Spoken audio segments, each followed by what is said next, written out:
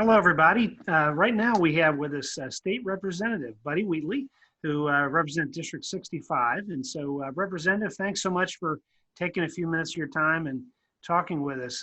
You serve a number of cities, but maybe we'll jump into that first and share with us exactly who all are you representing in our region right now. Well, thank you, Judge, and thank you for having me. I am a representative of 6 cities, parts of 6 cities, but I'll go through that. It is most of Covington inside of 275, a little bit of Taylor Mill inside of 275, most of Park Hills, all of Ludlow, all of Bromley, and all of Kentonville, Kentucky.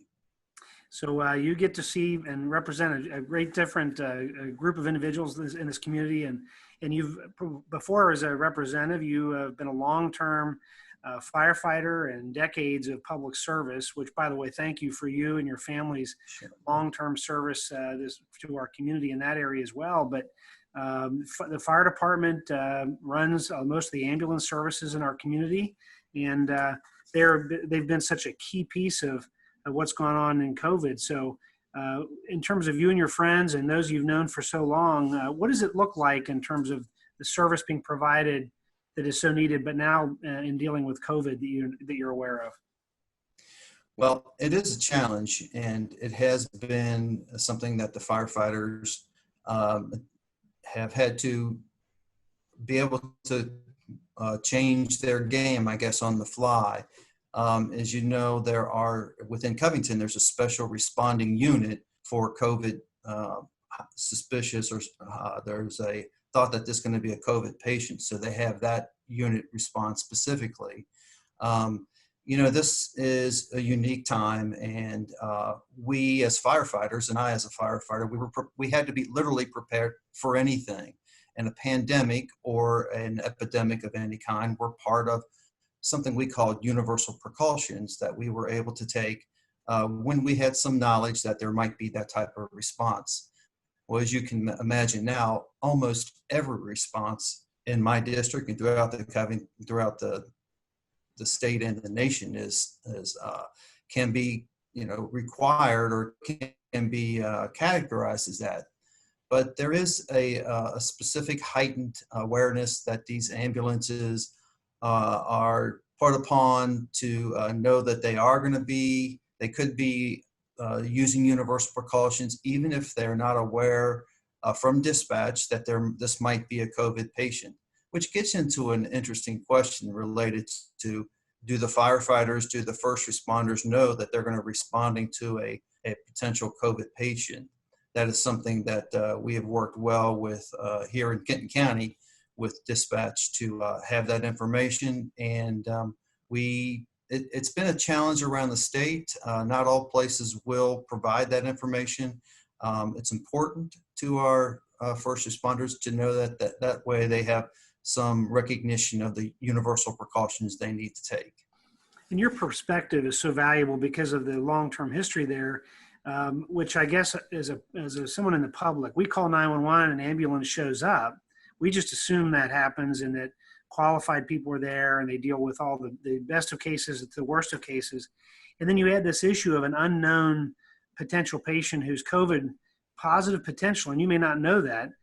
And then that individual has to then go home that day with their family and think, well, if I'm not properly protected, am I bringing things back to my family? And I'm just thinking through that.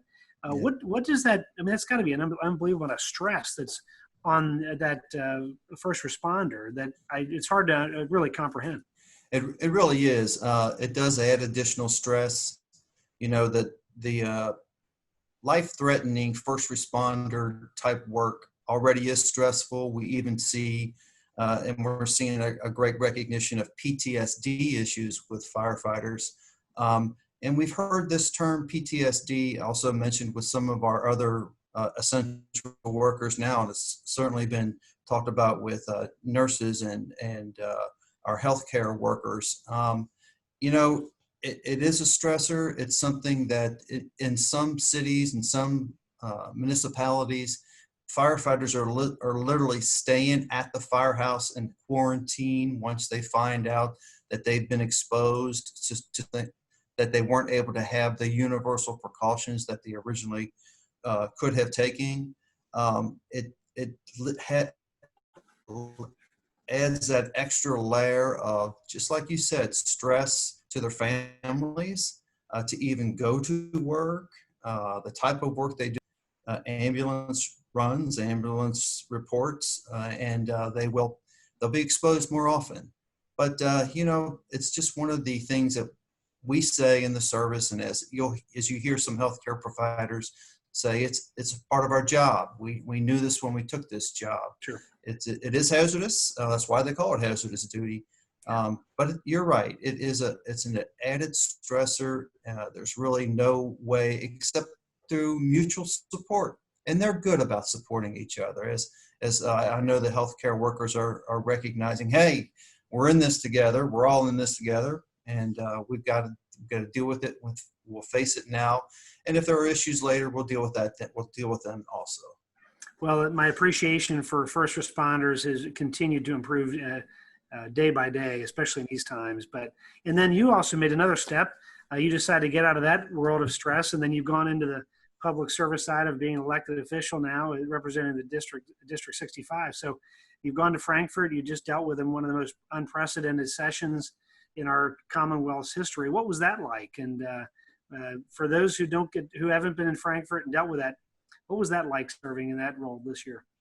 Well, first I'll comment on going from a firefighter, then I went way down to attorney, and then even further down to your and my level now as politician. But Exactly.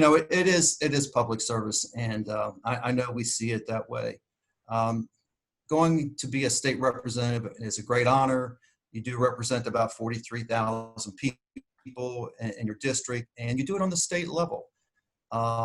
It's a diverse district, and like I said, it's an honor to represent, but I've felt that I represent the entire district, and I try to do that. And with the kind of communities that we have, the business community, the recreational community, the public safety people, I feel like I represent all of them.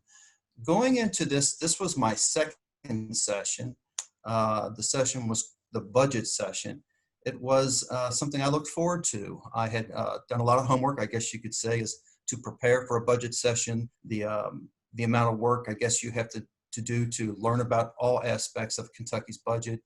And then we did have this pandemic come upon us, and it did change things considerably. The forecasting, and I think other representatives or legislators have spoken about this, and we went to the most pessimistic forecasting, and there are forecasting that generally fall into those three categories: optimistic, middle of the road, and pessimistic. We took the most pessimistic forecast, but we may even have to go into special session to deal with some other shortcomings, that's happening related to the budget. But the budget process was still fairly pretty much the same. We had the same kind of hearings. I found it very fascinating, interesting, very important. And while we were voting from our offices, which was a little bit strange, and sometimes appearing on the floor if you had to speak, and I really do give both sides and the leadership of the House credit for recognizing what needed to be done. We were literally in the very beginnings of the COVID response and experience, and some state legislatures were completely adjourning, some were not, and we had different feelings within our House, the House of Representatives, of how to do things, and we came up with a pretty good process. We did get through it. We have to be flexible, and being flexible is what we need to be for the rest of this year.